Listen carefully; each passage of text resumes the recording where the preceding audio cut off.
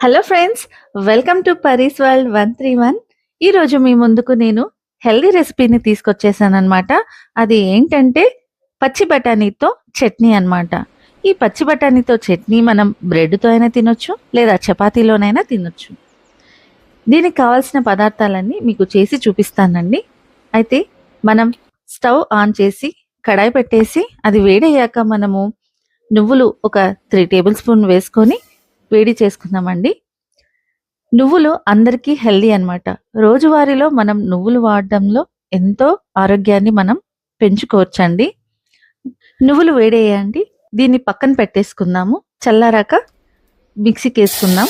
అయితే అంతలోపల ఒక బౌల్‌లో మనము 2 గ్లాస్ వాటర్‌ని పోసి అది వేడి చేద్దామండి.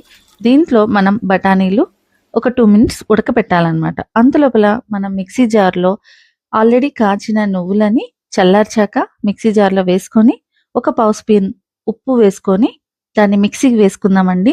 ఈ నువ్వుల ముద్ద ఎలా ఉండాలంటే లిక్విడ్ ఫామ్‌లో అంటే మెత్తగా ఉండాలి. పొడి పొడిగా ఉండకూడదనమాట. ఇక్కడ ఆల్రెడీ వాటర్ బాయిల్ అయిపోయినాయండి. దీంట్లో ఒక 3 పెద్ద టేబుల్ స్పూన్ బఠానీలు వేసి వేడి చేసుకుందాం. దీన్ని మాత్రం మనం 2 మినిట్స్ మాత్రమే ఉడకబెట్టుకుందామండి.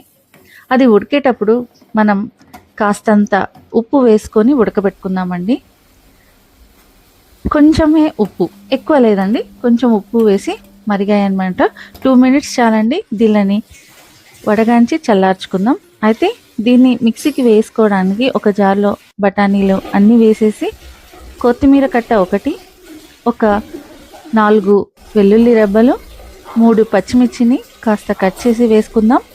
ఆ తర్వాత జీలకర్ర పొడి వేయించి మిక్సీ పట్టిన జీలకర్ర పొడిని మనం పావు స్పూన్ వేసుకుందాం.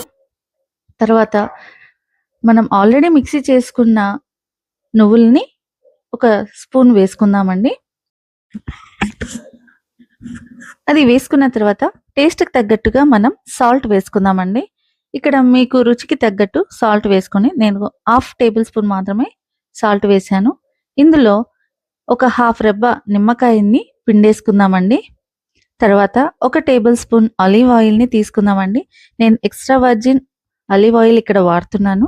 మీరు ఏ ఆలివ్ ఆయిల్ ఉన్నా వాడొచ్చండి. ఇక్కడ ఒక టేబుల్ స్పూన్ ఆలివ్ ఆయిల్ వేసేసి మిక్సీ పట్టేసుకుందామండి. అది మిక్సీ పట్టాక ఈ కన్సిస్టెన్సీలో మనకి ఈ పేస్ట్ అనేది ఉండాలి. ఇంకా కొంచెం జోరుగా ఉండాలంటే కాస్తంత వాటర్ వేసుకొని చేసుకోవచ్చండి. నేను ప్లేట్‌లో ఇలా స్ప్రెడ్ చేసి కొంచెం ఫ్యాన్సీగా చేద్దామని ట్రై చేశాను. సారీ, అయినా రాలేదు. కొంచెం ట్రై చేశాననమాట. సో, ఇలా ఉంటుందండి. దీంట్లో కాస్తంత కారం వేసి దానిపైన బఠానీల గార్నిష్ చేశాననమాట. సో, కొంచెం ట్రై చేశాను. బట్ సారీ రాలేదు. దీన్ని ఇలా బ్రెడ్‌తో అయినా, చపాతీతో అయినా సర్వ్ చేసుకొని తినొచ్చండి. చాలా టేస్ట్‌గా ఉంటుంది. యమ్మీగా ఉంటుంది. ఎవరైతే నా ఛానల్‌ని కొత్తగా చూస్తున్నారో వాళ్ళు సబ్స్క్రైబ్ చేసుకొని, లైక్ కొట్టి, షేర్ చేయండి, కామెంట్ చేయండి.